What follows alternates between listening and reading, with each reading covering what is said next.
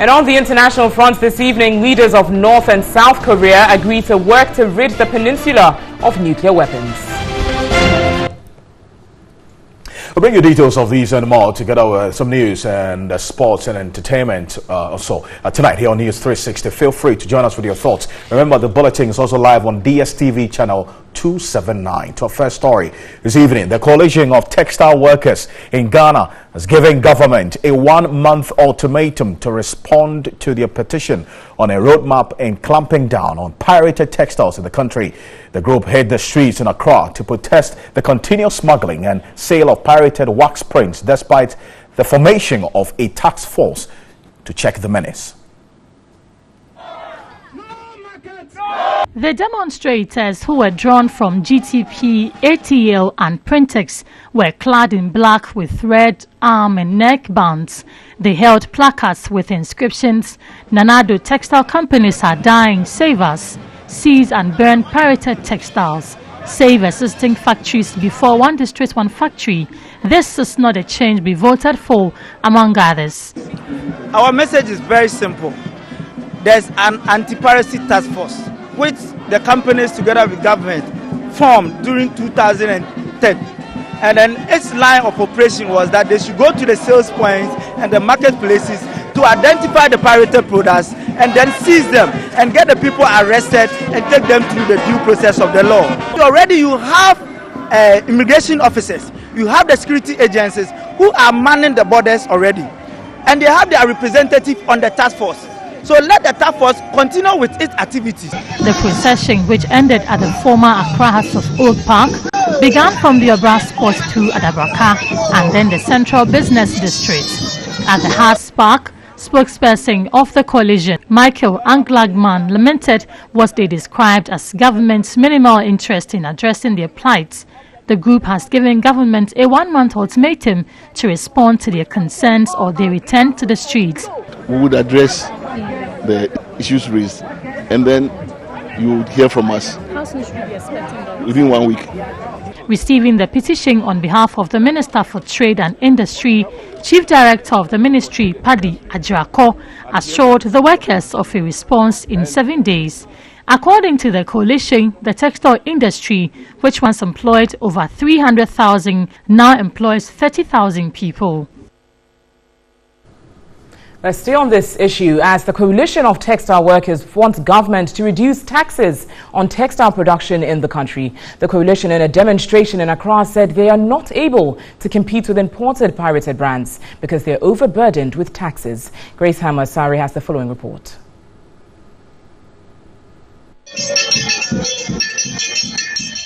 According to the demonstrators, local textile manufacturing companies have already sent home about 90% of their workers due to the high taxes and statutory levies, as well as high cost of raw materials, utilities and influx of pirated wax prints. Director of Communications for the coalition, John Abeka, says government should reduce the taxes to make them competitive. They want government to dispatch the anti-piracy task force to markets and other trading centers in order to seize and destroy the pirated textiles. Well, let's just stay a bit further on this rather perennial issue. It's been going on for quite a while. Carlos Ahenkra is a Deputy Trade Minister. He joins me on the telephone. Mr. Ahenkra, thank you for your time this evening. I suppose that you limited the operations of the task force to the Eastern Corridor because you wanted to deal with the source of these pirated textiles, how they're getting to the country. What's your assessment of the task force work after you limited the operations to the Eastern Corridor? Well, thank you very much, and let me say a good evening to your viewers.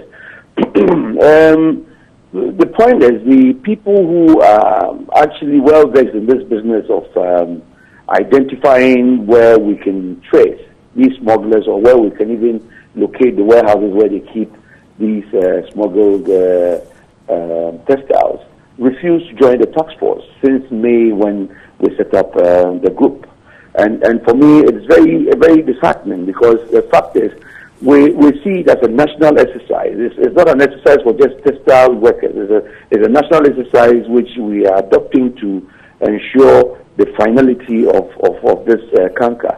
And unfortunately, this textile workers think that they would have to dictate the pace, or they would have to determine what has to be done. I get the point, Mr. Ankra. What I'm trying to find out from you is what your assessment of the work of the task force is after you limited its work or its operations to the Eastern Corridor. That's what I said, that because they refused to attend the meetings, or they refused to attend the task force, the only money to arrest only about 270 bills of cloth so far. So it tells you that they could have even done better if these guys decided to join them. I see. Even though now that the task force is there, the immigration is there, the other security agencies are the border, you still have our border still porous, because even though they're operating there, these fake textiles or pirated textiles still find its way onto the market. Shouldn't we be looking at a two-pronged approach where you're dealing with it at the roots, but also tackling the situation at the markets where that's the end point of these pirated textiles? So I'm happy that you have identified that all these people you mentioned are at the borders that will still have these things coming into the country. It means that we will need a third force to ensure or to help us curtail some of these porous nature of our borders and see how we can stop them. But that notwithstanding, we do not restrict their activity only to the borders. We also said that they know where these warehouses are, because these smugglers, when they bring the clothes in, they don't keep them on the market, or they don't take them straight to the market. They take them to their warehouses and distribute them from there. We have asked that as part of the terms of reference of the task force, they're supposed to identify suspicious warehouses, bust and collect cloth that is suspected to be pirated or counterfeited. So, saying that we have limited you to just the borders where we have the immigration costs and so on and so forth, it does not actually align to the real meaning of what we are intending to do. And in actual fact, we are saying that yes, you go to the market, but eventually we're not seizing you entirely from going to the market, but we want to give you a reason for going to the market. So if you start from where we are asking you to start from, because we have gone around, spoken to everybody in the industry, and we've seen where the problem is actually coming from. So we want to ensure that before you get to the market, there's a reason. If you want me to give you an example of this reason, we have sat down with GRA, and GRA is supposed to enroll all textile manufacturers on the tax stamps program. So if we come to your market, or we come to your stall, and we see that there are any crop that doesn't have any tax stamp, you have a question or some questions to answer. So I'm just looking at you. The ladies in the market will tell you when they come, they collect everything in our store, including even kente cloth, and so on and so forth. We don't want this to happen again. So it's getting to a point where even this cloth I'm wearing, I don't know whether it's fake or not. It's just so difficult to distinguish between the two. Over the period, the textiles companies in Ghana are collapsing, laying off Ghanaians, and it's been going on. We're talking about almost 90% of workers being laid off. There are many who have questioned the urgency and the commitment to deal with this problem over the period from previous to present governments. Let me explain something to you. The total quantity of cloth or textile required by this economy or this country is about 120 million yards. The total installed capacity of all the textile manufacturers put together is about 30 to 40 million yards. So therefore, whatever you do, we will still need some cloth coming in. But we don't want them coming in and killing our local industries. As you saw the placards that they displayed, or as you heard the gentleman who spoke, they are not only even talking about the fact that it's the imported textile that is killing their business. There's so many reasons why they are not able to compete. Cost of capital, utility cost, and so on and so forth, which the government is looking at. As I speak to you, some of these textile companies have received or are on the verge of receiving stimulus packages, huge amounts of money, to just prop them up to start working again. The government is not sleeping. We are doing everything possible to keep the textile industry intact. But for the fact that you think that going to the market is what will solve the problem, we think that there's going to be a bloodbath, because the market women have sworn that if they dare come to the market again, for them to lose their capital, because sometimes when they come to the market, some of them lose their sales and they lose money in their store. We don't want this to happen. Anyway, so we are saying that if you want to go to the market, fine. But start from where we're asking you to start from. Then eventually, when we have everything sewn up, we will let you go to the market with a reason. And with that reason, we'll be able to identify those who are through unapproved routes. That's what we're asking for. We're not seizing anybody. Right. Thank you very much for your time this evening. The most important thing is to deal with this problem and save jobs, Ghanaian jobs. That's Deputy Trade Minister Carlos Ahenkra there. Well, let's turn to some other stories this evening, as about 6 families are counting their losses after fire swept through 12 apartments at new sites close to the Takoradi Technical University in the 2nd D Takoradi metropolis, destroying thousands of property. It took 4 fire tenders close to 4 hours to douse the fire. According to a victim, the fire was alleged to have begun when she was informed about a smoke billowing from her room. We saw that the house was in flames. So what we did was we shouted and we called people they should come and help us quench it. But it was still blazing. So we called the fire service people. The fire then spread from her apartment to other rooms and cubicles close by.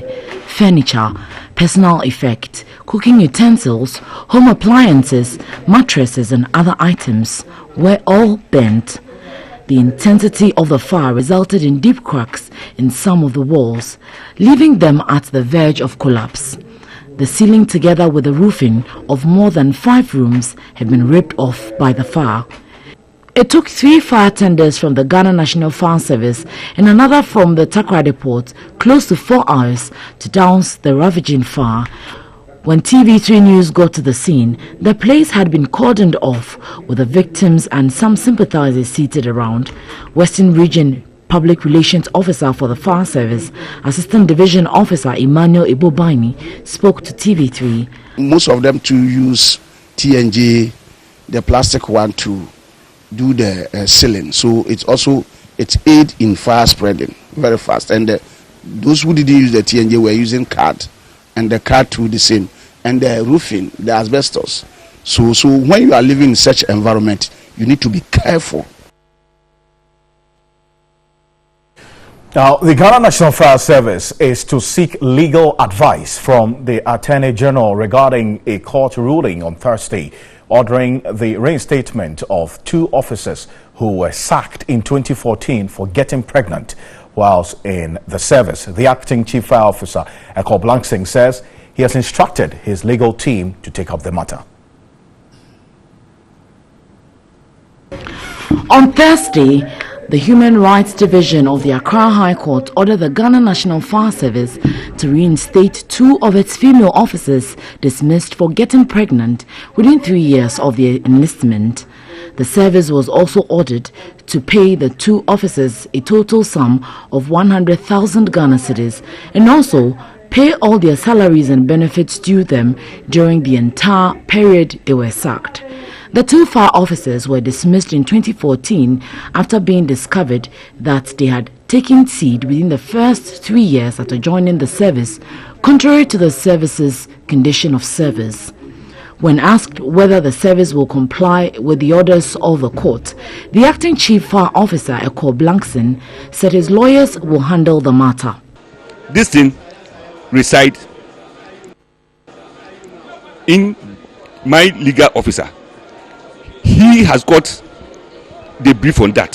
So I have directed him that he should answer those queries. But we are seeing how best we can address the situation. It is before my legal officer and the Attorney General. I cannot say anything of the sort. The Commission on Human Rights and Administrative Justice, CHARJ, has said it would sue the Ghana Fire Service again if it fails to reinstate the 2 female officers. Meanwhile, a 5-day management course has been organized for 60 fire officers. The course was aimed at improving their professional competence at the management level.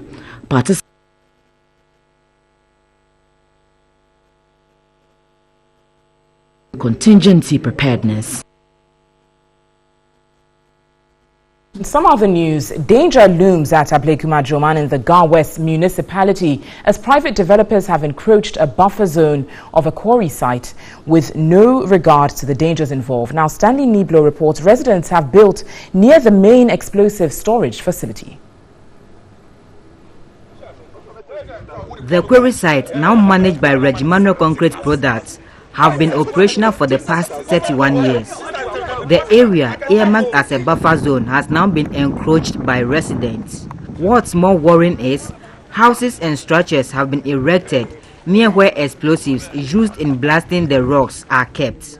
Ideally, settlers are to live 500-meter radius away from the blasting and the explosive storage sites, but that has been flouted, and although there are enough warning signs, they have been ignored. Some buildings are at the foundation level, and most homeowners here admit they do not have building permits, but claim legitimacy of their property. We bought the land from the chiefs.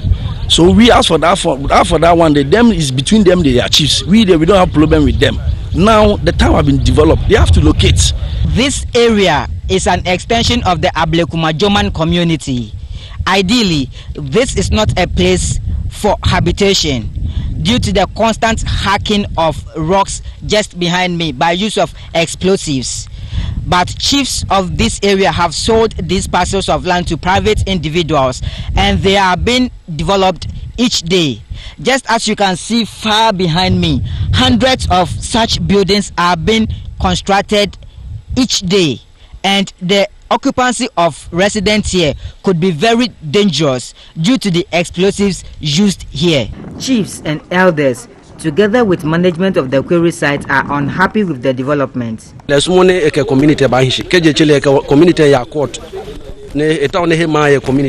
We are ready to cooperate with the company, but the managers are adamant. Managers of the quarry site claim they are doing their best to prevent any eventuality, but cannot guarantee safety of the residents. The law says nobody should be here, and those who are responsible to look after the law, they are all here. They come here every day. And surprisingly, there is an injunction from court that nobody should be here. Nobody should build here. Not even build here. Nobody should be here because of the magazine. But people are building, living in. The police are here. Municipal Chief Executive for Gan West, Clement Nilamte Wilkinson, opted for a dialogue among stakeholders. The people have built. We, as a municipal assembly, we are not going to compensate them and tell them that move from the area. We are looking at documentation issues. If somebody has built here and the person doesn't have any documents, I mean, he has no right to do that. Portions of the buffer zone close to the quarry site have also been turned into a refuse dump site.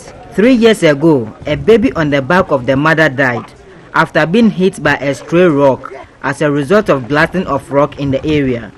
A similar situation occurred at Paibo in the Nsawam Adwajiri municipality when an explosive storage facility exploded, killing one person and destroying several property. Stanley Nibleu, TV3 News, Joman, Gan West. MTN video report. Moses Hoto reports from Nkwanta on the state of an underpass.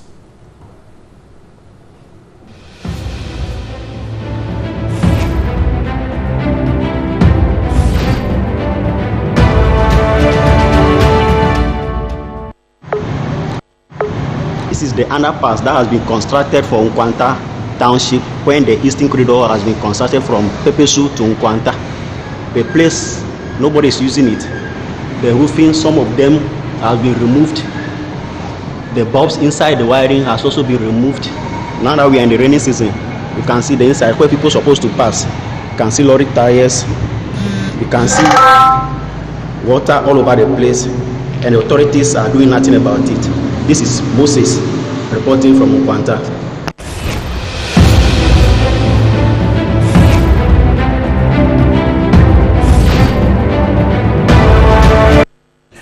All right, so apart from what you just saw, how the weather will be throughout the night, there's a weather warning that's just come through from the Ghana Meteorological Agency. So between now and 9 p.m., these areas, Yendi, Tamale, Salaga, Bimbila, Ketekrachi and Dambai, there's a storm approaching, accompanied with also some strong winds and also some heavy rains as well.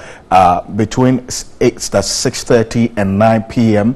GMT, Abetifi, Koforidia, Akimoda, Prang, Yeji, Atebo, and Mampong. All these areas will be experiencing some rains as well. Between 8 p.m. and also 10 p.m., this evening, Kintampo, Tachiman, Ejura, all these areas also. Those who are watching us and living there, or if you're traveling there tonight, make sure that you ensure you don't speed on the road in order to skid off or involve in an accident. Those in those areas, please take cover as well. That's the weather warning coming through here. So live your news to back with some more news and business to stay.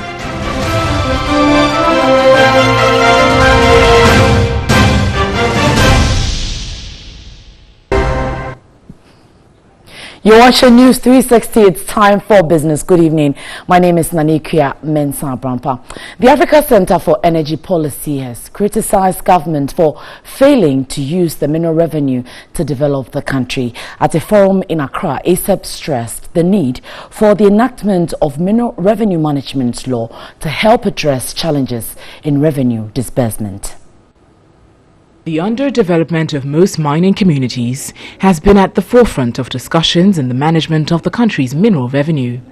According to ASEP, a mineral management law would maximize the benefits and further boost development. The executive director, Benjamin Boache, said the law would also guide the disbursement and utilization of revenues in the sector. What we want to see is that we will have a structure that tells us where the money is going to, which projects are receiving the money, so that the accountability process is improved. Today, if I ask you, what do you know to have resulted from mineral extraction, you wouldn't know. Meanwhile, we're getting over 1.5 billion cedis annually from extraction of gold and other minerals. He expressed optimism the enactment of the law would guarantee more efficient management and the use of revenues from the mining industry.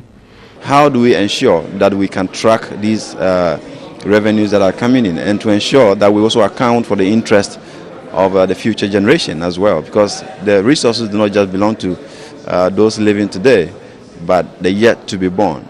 Do we consume all on salaries and not think about the future generations? ASEP indicated revenues could be invested in the agriculture, health and education sectors.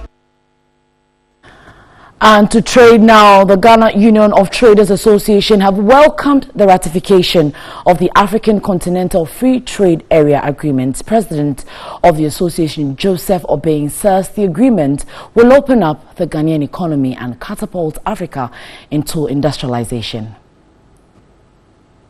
Leaders of 44 African countries have signed a deal to create one of the world's largest free trade blocs. The agreement was signed at a summit in the Rwandan capital, Kigali.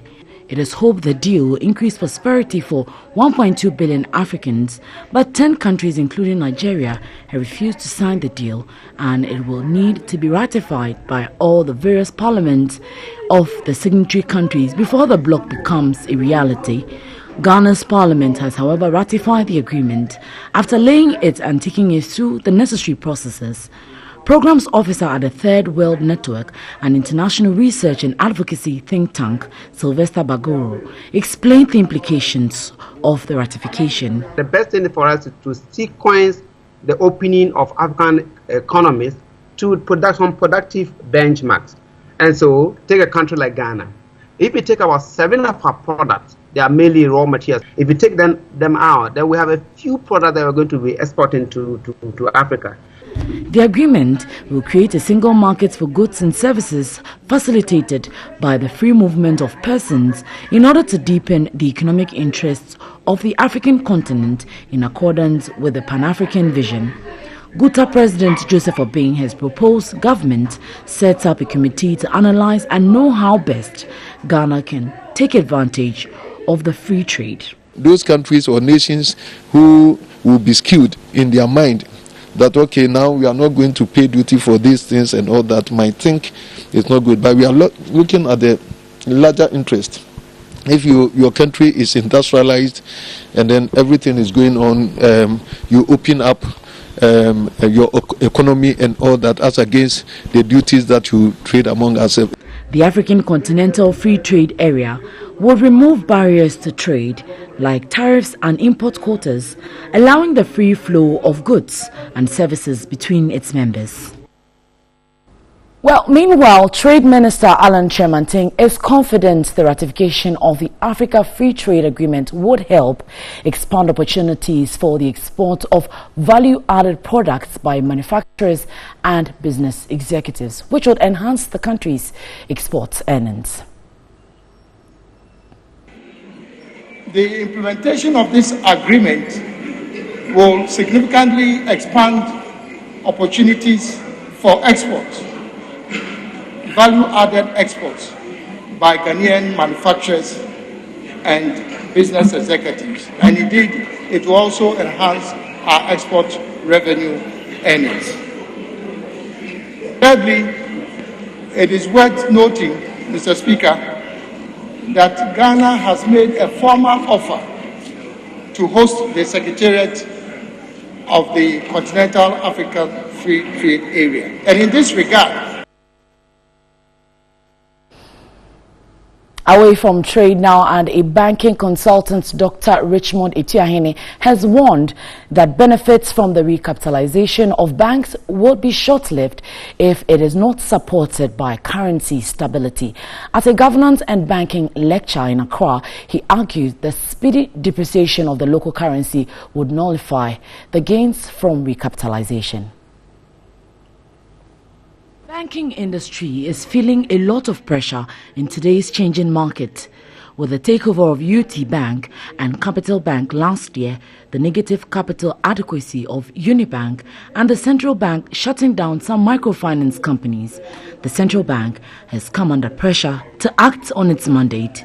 Speaking at the April session of Accra Speaks, banking consultant Dr. Etiahene called for strict enforcement of prudent banking regulatory practices.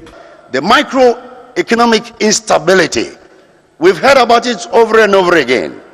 They talk about high deficit, budget deficit, they talk about inflation, but what we haven't talked about is the currency depreciation. There must be a concrete effort.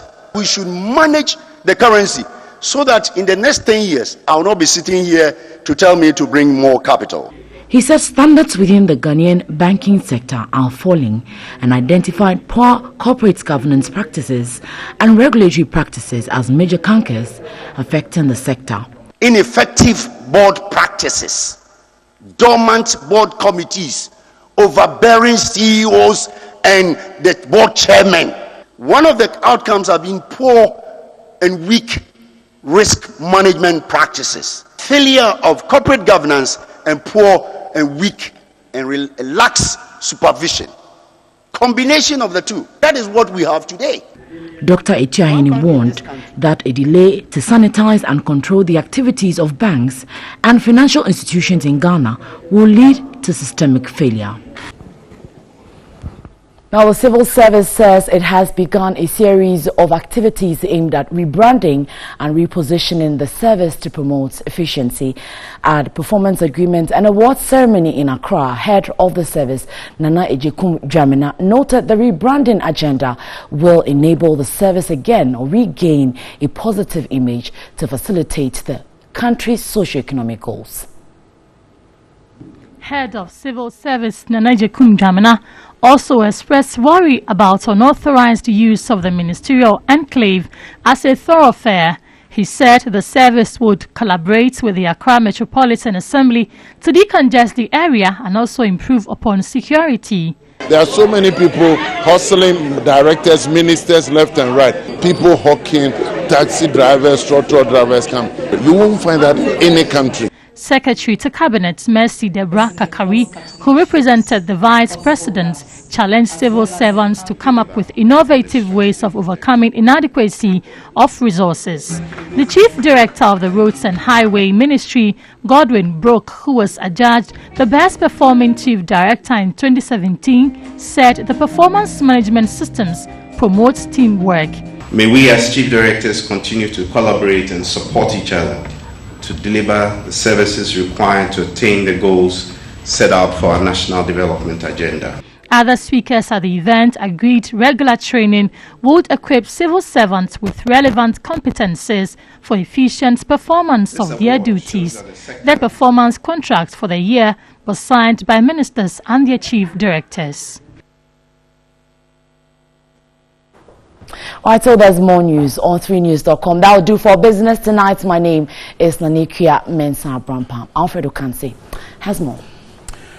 Thank you, Nanekia. Now, the Ministry of Employment and Labour Relations is to soon file legal suit against employers in the private sector who default in paying daily minimum wage. According to the ministry, its investigations indicate that some employers are not paying the 9 cedis and 60 pesos to their workers. The suit is expected to be filed through the Labour Department of the ministry to deter employers from doing so this year. The daily minimum wage is the least amount that employers are to pay their employees. In 2017, the wage was pegged at 9 cedis 60 pesos, which some argued as woefully inadequate. For this year, 2018, the tripartite is yet to agree on the wage. However, the Labour Department of the Ministry of Employment has identified some employers who are not paying. The department says it will secure legislative instruments to gazette the payment of the minimum wage. This, the department is confident, will impose obligation on employers to pay the amount. That notwithstanding, the Assistant Chief Labour Officer Andrews Obidiaba warned the unit will not hesitate to deal with employers. We have realized through our reports that some employers are paying below national minimum wage. What we do is that we put them on their toes, then we go there to make sure that they do the right thing. I think the minister has made it very clear that those who are found to have been paying below the national minimum wage will be dealt with. To mark this year's Health and Safety Day, the Industrial and Commercial Workers Union ICU is calling employers to provide tools for employees to work. The leadership of the union again assured of engaging with the National Pensions Regulatory Authority to deal with employers who have failed to pay the second-tier pension scheme of workers. Its Deputy General Secretary Morgan Ayawene again warned against casualization at the workplace. When you are working, anywhere, you are not safe. You may think that you are safe, but trust me, one day you will wake up and then you have no job. If we don't start this fight, and it is not only for trade unions, those who are even outside the trade unions must join, the fight. Greater Accra Regional Secretary of ICU Thomas Atia implored members to report to the leadership about poor working environment. Personal health and safety to mark it, and then this talk that is coming is to enable us, empower our membership to be able to fight this work-related hazard that is at most of the companies. The Health and Safety Day is celebrated as part of the activities marking this year's May Day celebration. Now, the Vice President, Dr. Mahmoud Bawumia, says government is in the next few months will introduce or procure adequate logistics to assist Ghana Armed Forces deal with illegal arms trafficking and terrorism. The Vice President was of the firm belief this will strengthen the peace and stability of the country and also increase public confidence in the military. He was speaking at the graduation parade of the Special Medical Intake 4 for this year in Accra. In all, 114 officers joined the medical corps of the military. 7 medical doctors, 4 dental officers, and 33 general nurses. 10 had training ophthalmology, 8 lab technicians, and 4 public health officers also joined the military. These officers are expected to assist senior medical doctors at the 37 military hospital, including other allied health posts. 3 of the officers who excelled in academics were awarded the Commandant of the Military Academy Prize, Commandant Prize, and the Chief of Defense Prize. Vice President Dr. Mahmoud Bawumia praised the diligence and hard work of the newly recruits into the military setup. He assured the military of government's resolve to provide adequate logistics to deal with terrorism. Well accommodated, as the country finds itself in the midst of security threats as illegal arms trafficking and terrorism. Government is committed to equipping the Ghana Armed Forces with the necessary logistics support and training to boost its operational efficiency to meet emerging challenges. The Vice President, Dr. Mahmoud Bawumia, again reiterated government's commitment to deal with the accommodation challenges of the military. Work has already started on the barracks regeneration projects and the President wishes to assure you that the momentum will be maintained to ensure that all service personnel and their families are well accommodated. Meanwhile, he has lauded the leadership of the military for enrolling its civilian staff on the National Health Insurance Scheme. The High Command is making efforts to enroll all service personnel, civilians as well as entitled dependents on the scheme in order to improve health delivery at the various military health facilities. Earlier, the Vice President, Dr. Muhammadu Bawumia, inspected a Guard of Honor mount. You're watching News 360. Coming up next is some sports news with Theory Nan. Stay with us.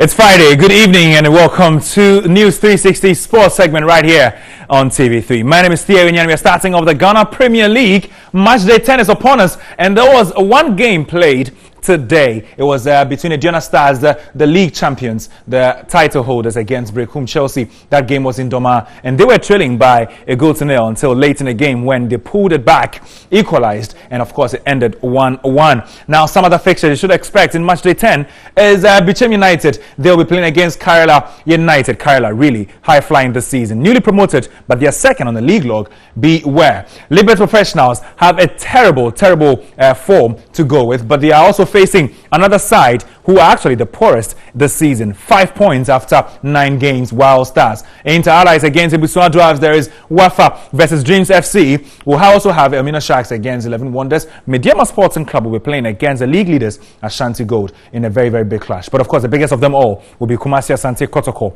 and Accra Hearts of Folk. But is it even big anymore? Former Hearts of Folk star Sam Johnson says his former club and Kumasi Asante Kotoko are no longer the clubs they used to be because of some mismanagement ahead of their meeting in Kumasi on Sunday. It's not only for the playing body, it's from the top. And I'm sure some people are there, they didn't do their job very well. Because a team like us, this kind of thing is not supposed to happen. Favoritism is there.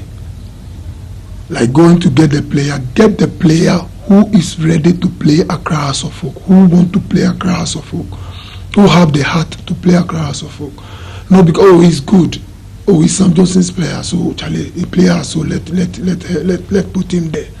The guy is good, but maybe it will take 3 or 4 years before he can mature and play for Accra Hearts of Folk.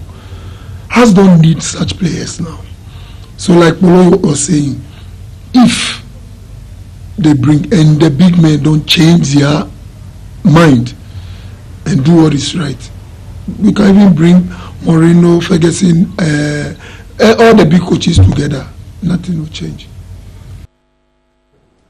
Sam Johnson is a Black Stars, former Black Stars international, that is. But let's move on straight to this man, Andres Iniesta. What a legend. Barcelona star Andres Iniesta will leave the Spanish club at the end of the season. The Spain midfielder has made 669 appearances in 16 seasons, winning 31 trophies with Barcelona in 3 major tournaments for Spain.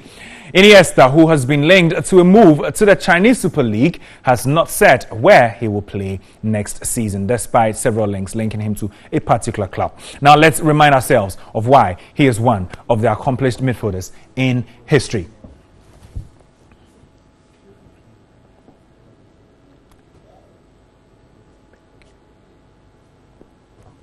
All right, so Iniesta, well, since 2002 till date, this man has won 8 La Liga titles, unprecedented, 6 Copa del Rey titles, 4 UEFA Champions League.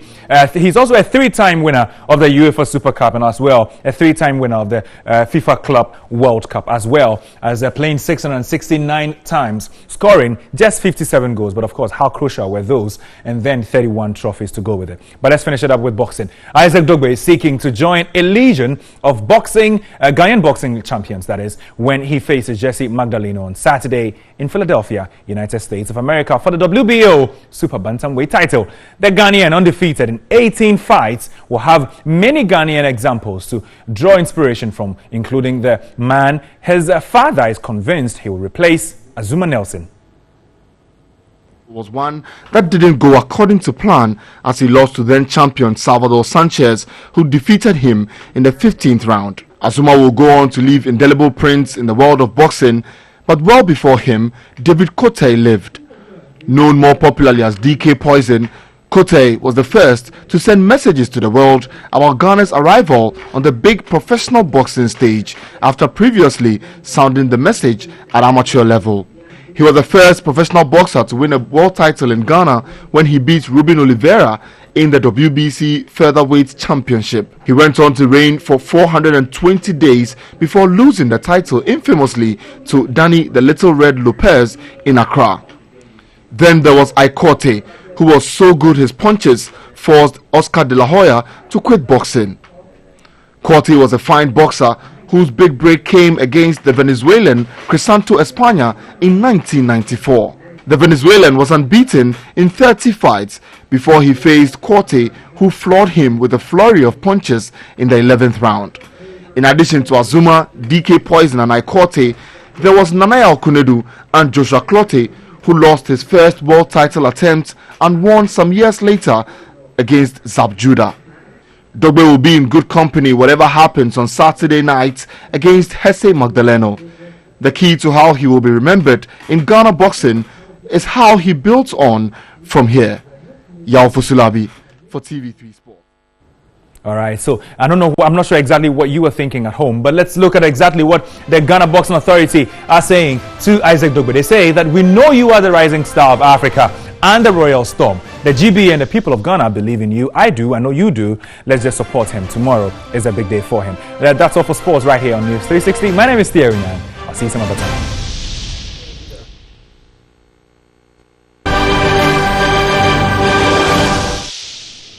Welcome back to News 360. Top on the news on the international front this evening. The leaders of North and South Korea have agreed to work to rid the peninsula of nuclear weapons after holding a historic summit. The announcement was made by the North's Kim Jong-un and South's Moon Jae-in in South Korea after talks at the border.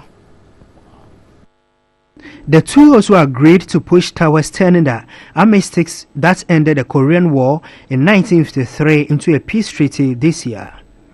The summit came just months after warlike rhetoric from North Korea. Speaking at a banquet after Friday's talks, Mr. Kim hailed the progress he said had been made.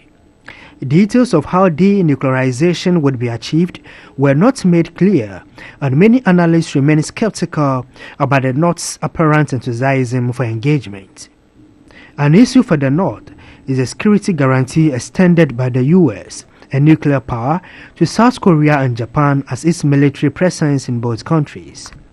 Previous inter-Korean agreements have included similar pledges, but were later abandoned after the North resorted to nuclear and missile tests and the South elected more conservative presidents.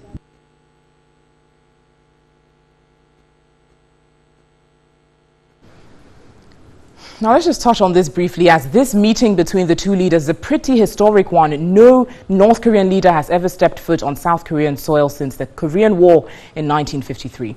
I'm going to run us by some key highlights of the meeting. The leaders discussed pushing for four-way talks involving the United States and China and organizing a reunion of families left divided by the war. This is a pretty key issue which has touched on the hearts of many North and South Koreans. Connecting and modernizing railways and roads across the border, which is going to have economic implications on both North and South Korea, and further joint participation in sporting events, including this year's Asian Games. So it's a pretty remarkable move there. We'll be looking forward to see what happens between both the North and South Korea. Next on News 360 is some entertainment news with Miriam Osei Ajaman.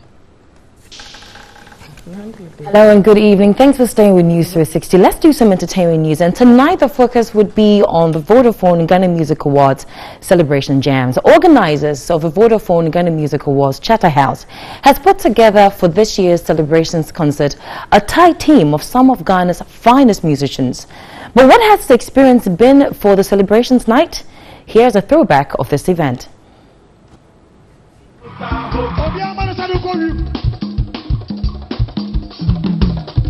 Jehovah, Jehovah, Jehovah, Jehovah, Jehovah.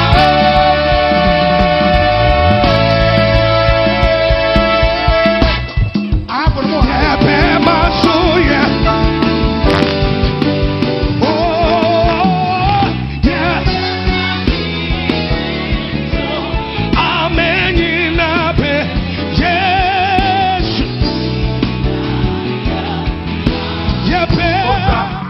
Sakodi, let me hear you say.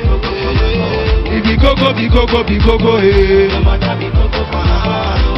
I go the shocky for my God, I soto for my God, I go shokoto for my God.